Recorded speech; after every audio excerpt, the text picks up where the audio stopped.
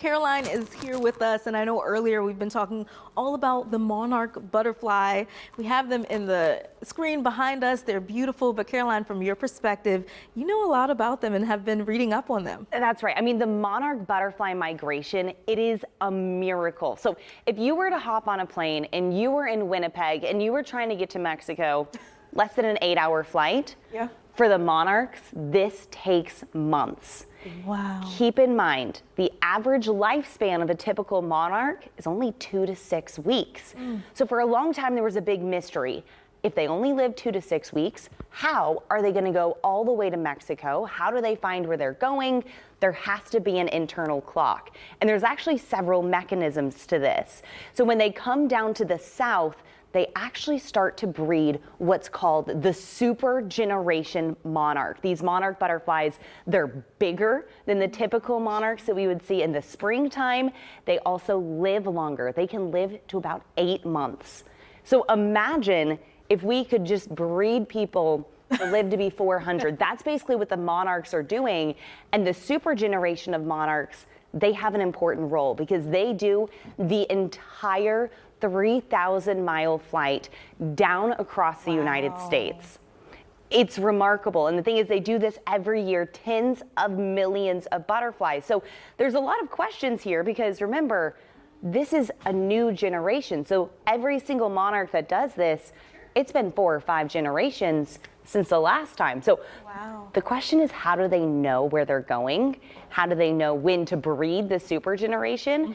And it actually has a lot to do with their internal clock. So when you think about our circadian rhythm, you know, we know when to wake up, and a lot of it has to do with the sunlight. Same with the monarch butterflies. So get this, they have a sun compass, an internal sun compass. And so even if it's cloudy, they have polarization on their eyes, and so they can detect where the sun is, and this is how they continue to fly to the southwest. So for example, if it's 10 a.m. in the morning, the monarch butterfly is going to detect that the sun is towards the east, and it's going to know, I'm going to fly just to the west of this to maintain my southern direction.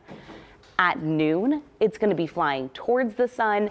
And then once we get to 2, it's going to be flying just to the east of the sun. So there's an internal factor here, and every part of this is controlled by the weather. So even when it comes to their breeding patterns, they know to start migrating once our temperatures start to get cooler, but it could also be the sun angle. And I say could because there's still some mystery about the monarch butterfly. I mean, this migration pattern is huge. It's unlike anything else. It's most related to birds, but the only difference is it's several generations all trying to do this migration pattern. It's a lot more complex than I ever realized. imagined. It's really fascinating. I have to say, I mean, looking at them, I'm impressed by the way they look. They're beautiful. But knowing they have like an internal sunshine thing going on, that's amazing. It's amazing, and it's really cool to think about all the different adaptations because these monarchs, they don't know where they're going. They've never seen this tree, these mountains in Mexico, but every single generation, they know exactly what to do.